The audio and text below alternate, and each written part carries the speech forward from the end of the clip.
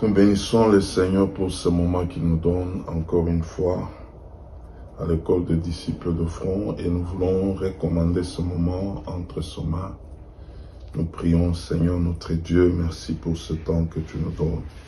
Que ton esprit nous conduise du début jusqu'à la fin. Merci d'ouvrir notre esprit à écouter et à comprendre les Écritures. Merci Seigneur, au nom de Jésus-Christ. Amen. Nous sommes arrivés à notre 40e séance et nous sommes en train de voir la 11e qualité d'un disciple de front. Et nous avions dit que c'est quelqu'un qui vit selon le temps d'en haut.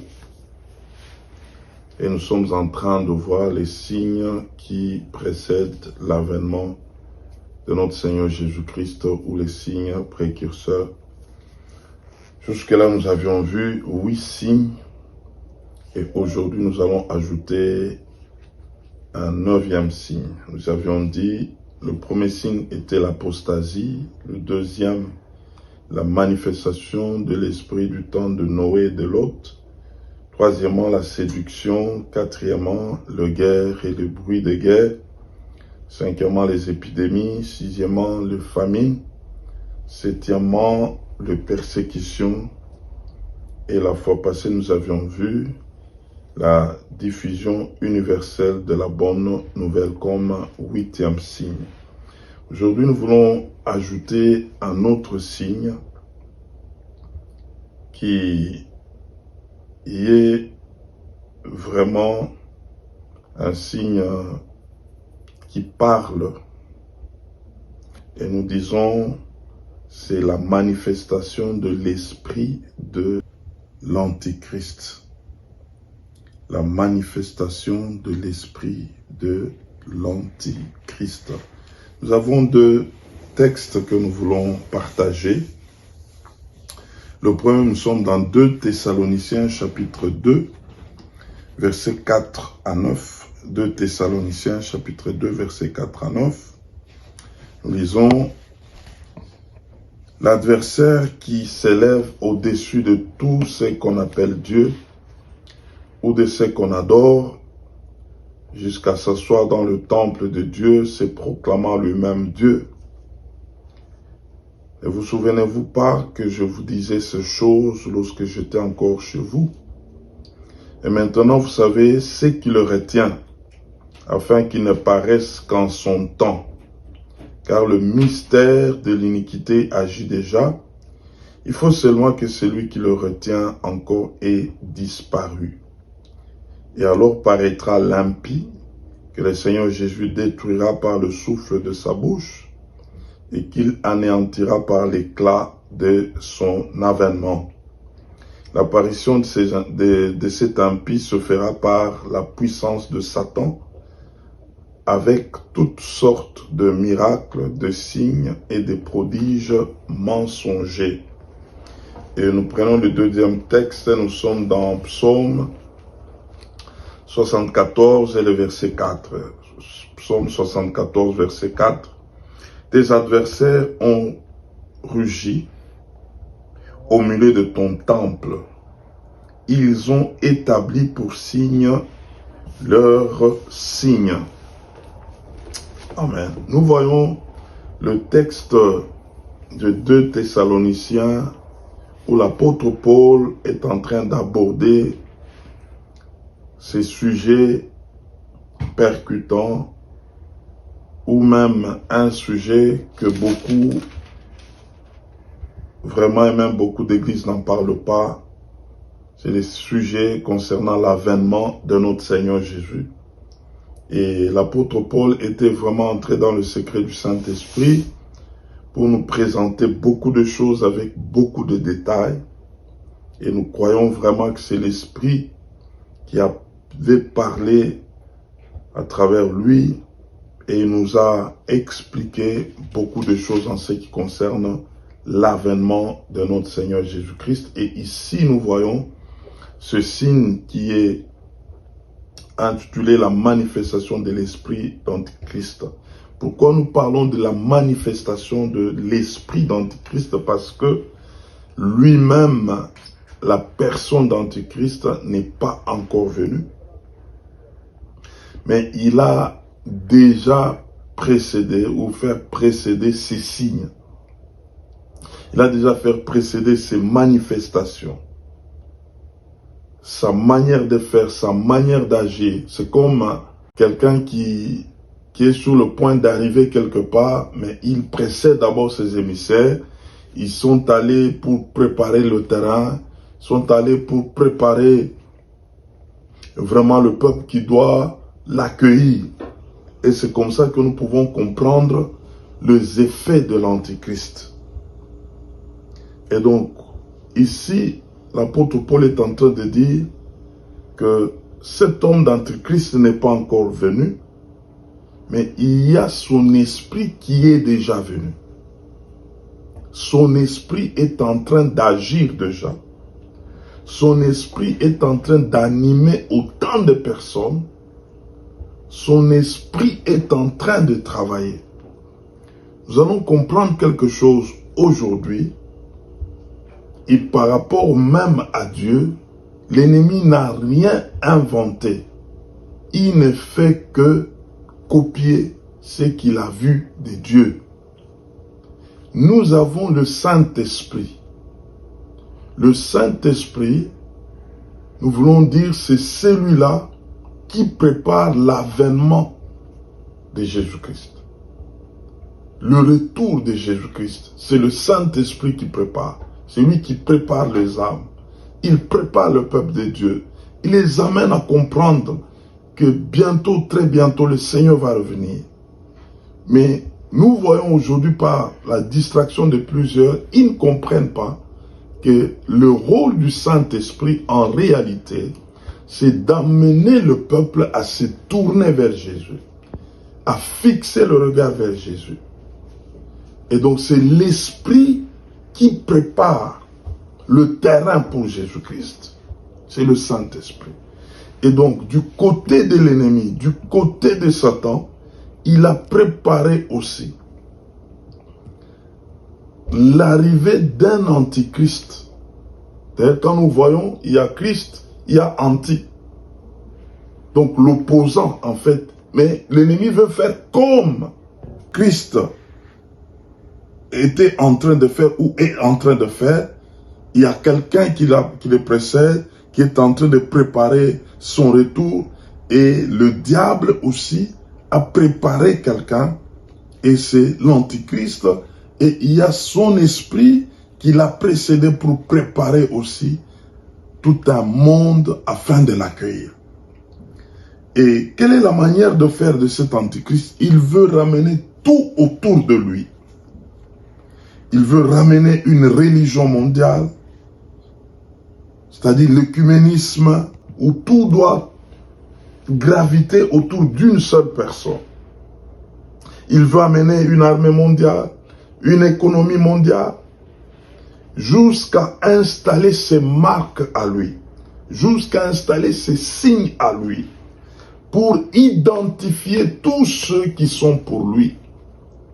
Et mes frères, comprenez que nous sommes déjà en ce temps de la préparation de l'Antichrist, de son arrivée, et c'est comme ça qu'il a précédé ces signes. Il y a des signes, comme nous venons de lire dans le psaume 74, ils ont pour signe leur signe. L'Antichrist a précédé ces signes. Et il y a autant de signes qui lui appartiennent. Il y a des tatouages. Il y a des marques où quand vous regardez quelqu'un, il a une marque de l'ennemi. Il a une marque de l'Antichrist. Il y a de look. Il y a des présentations. En réalité, quand vous regardez, toutes ces personnes, c'est comme des personnes qui sont déjà enrôlées dans cette grande armée de l'Antichrist, où il veut que tout gravite autour de lui. Même le système bancaire, on veut amener tout autour de quelqu'un. Il faut retrouver tout le monde dans un même système. Et c'est le système de l'Antichrist. Il est en train de préparer ces choses. Il veut amener tout le monde à converger vers lui. Par la manière de vivre sur cette terre, par la manière d'agir sur cette terre, par la manière de parler sur cette terre.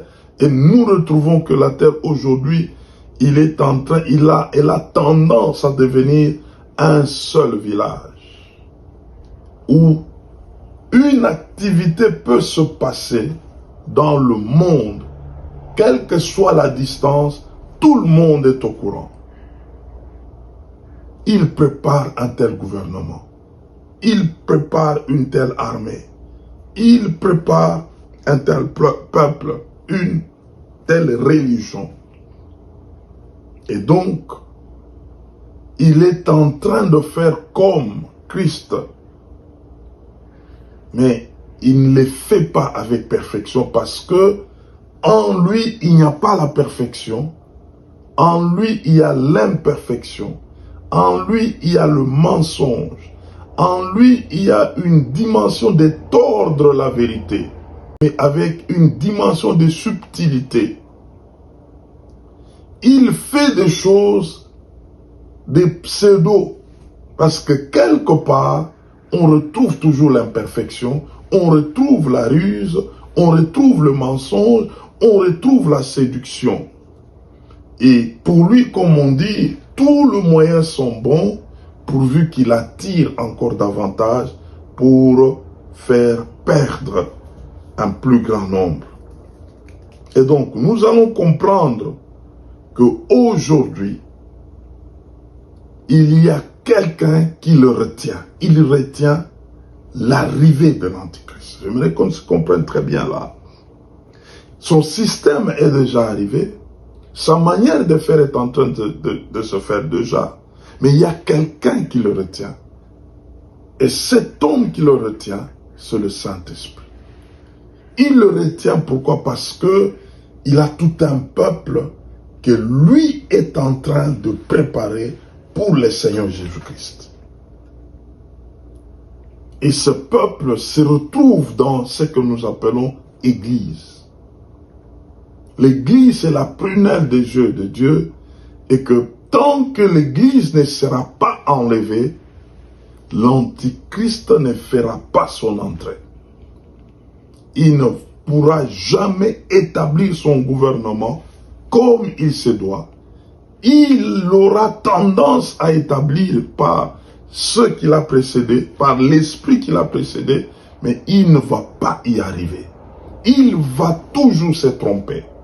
Il va toujours faillir quelque part. Quand bien même il est en train de le faire, il peut chercher à confiner les gens nous avions vus. Après un temps, il n'y a plus de confinement. Les gens se sont libérés encore. Il y a des moments qu'il peut apporter des guerres. Et tant que l'Église sera là, ça ne sera pas de guerre infinie. Ça va encore lâcher. Parce qu'il y a une présence, c'est la présence du Saint-Esprit qui est en train de protéger son Église. Il est en train de préparer cette épouse pour que Christ, qui est l'époux, vienne la reprendre. Alors quand Christ viendra pour la reprendre, là au moins l'Antichrist va se manifester. Parce qu'en réalité, il va trouver un peuple qui n'a pas dit oui au Seigneur et il pourra le manipuler comme il voudra. Mais tant que ce peuple est là, le peuple qui a dit non à toutes ces machinations, le peuple qui dépend de Jésus-Christ, le peuple qui s'appelle Église, l'Antichrist ne fera pas son entrée sur la terre. Ne va pas se manifester parce que il ne sera pas en mesure d'opérer dans sa plénitude. Et donc nous allons comprendre que le rôle que joue l'Église aujourd'hui, l'Église est comme ce défenseur de toutes ces machinations du monde des ténèbres. Comme pour dire, elle ouvre encore ses portes pour dire, ceux qui comprennent, qui entendent ces sons de trompette, puissent se tourner vers Dieu. C'est comme de moments où deux forces sont en train de se manifester. Deux forces sont en train, l'Église est à sa fin, et c'est comme ça qu'il y aura une grande moisson, un grand réveil qui est en train de souffler déjà, qui est en train de se manifester déjà, parce que Dieu ne voudra jamais la mort des pécheurs, et Dieu a suscité l'Église pour sauver. Et c'est le temps de la fin, c'est pourquoi même le salut est en train de se manifester à grande vitesse, où il y a des gens qui se tournent en masse vers Dieu, et même ceux qui m'écoutent maintenant, c'est leur occasion de se tourner vers Dieu. Nous avons vu que l'évangile doit se propager jusqu'aux extrémités de la terre avant le retour du Seigneur. Pendant ce temps, l'ennemi s'agite. Il s'agite, il lance aussi ses signes, il lance aussi ses manifestations. Il veut avoir un plus grand nombre afin que lorsque le Seigneur va revenir, que d'autres puissent rater l'enlèvement. Mais nous allons comprendre que quand le Seigneur reviendra, il prendra ceux qui avaient répondu favorablement. C'est comme ça que l'ennemi s'agite pour gagner un plus grand nombre. Nous allons comprendre que pendant ce temps de la fin, il y a d'une part le mouvement de réveil, le mouvement du Saint-Esprit qui cherche à amener, qui veut amener autant de personnes à Christ. Et de l'autre côté, il y a le mouvement de l'esprit d'Antichrist qui est en train de chercher à travailler d'arrache-pied pour ne pas perdre le terrain selon qu'il sait que sa fin est proche. Donc nous allons comprendre que au temps où nous sommes, ne soyez pas non plus sceptiques lorsque les choses de Dieu sont en train de se manifester. Il y aura des grands signes, il y aura des miracles, des prodiges de la part du Seigneur afin de gagner un plus grand nombre. Pendant ce temps, l'ennemi est en train de copier aussi la manière de faire, mais lui va le faire d'une manière mensongère. Il va manifester des signes, des prodiges d'une manière mensongère afin de gagner, afin de se confondre comme si il était aussi habilité à le faire, mais il le fera pour gagner les esprits faibles. Et donc comprenons que il nous faut du discernement. En ce temps de la fin, il nous faut du discernement. Ne soyez pas de ceux-là, dès que tu vois quelque chose de quelqu'un envoyé de Dieu se manifester et dire directement non, ça c'est le diable, ça c'est non. Nous devons avoir du discernement parce que Dieu est plus puissant que l'ennemi. Et Dieu a déployé une puissance pour ce temps de la fin afin de gagner un plus grand nombre. Oui, nous n'allons pas fermer les yeux sur tout ce que nous verrons. Il nous faut du discernement, mais comprenons que Dieu est plus que l'ennemi. Et ce que Dieu fait étonne toujours et étonnera toujours. Donc nous sommes au temps d'une confrontation de deux royaumes et nous savons que notre royaume, qui est le royaume de Dieu, gagne toujours. Et donc l'Église telle qu'elle est là, elle est en train d'opérer pour ce temps de la fin et c'est elle qui est en train de limiter les actions de l'Antichrist parce que il ne peut pas opérer avec la présence de l'Église. L'Église est cette force de Dieu qui l'empêche d'opérer. Mais on nous donne ce signe pour dire, lorsque l'Église sera enlevée, cet homme, l'impie, va se manifester physiquement et il va faire mal. Il va faire mal à plusieurs. Ceux qui ont résisté au Seigneur, il y a d'autres qui se souviendront, mais ça sera trop tard. Parce que il sera déjà maître de leur vie. Il va les coacher avec force et violence et ça sera trop tard. Et donc toi qui m'écoutes, comprends que nous sommes au temps de la confrontation de ces deux esprits, mais comprenez que c'est lui qui les retient, qui retient l'Antichrist, c'est le Saint-Esprit. Et pourquoi il le retient? Pour que toi aussi, tu sois compté parmi ceux qui ont accepté Jésus-Christ comme Seigneur et Sauveur. Que Dieu bénisse sa parole. Amen. Nous voulons prier. Seigneur, merci pour ce temps. Nous croyons que tu as touché de vie. Nous croyons que tu libères de vie. Nous croyons que tu es en train, ô Dieu, de dépeupler le monde de ténèbres pour amener tes enfants à la lumière.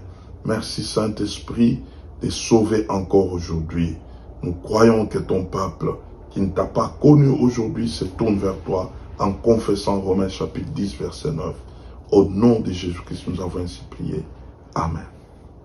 Memanga.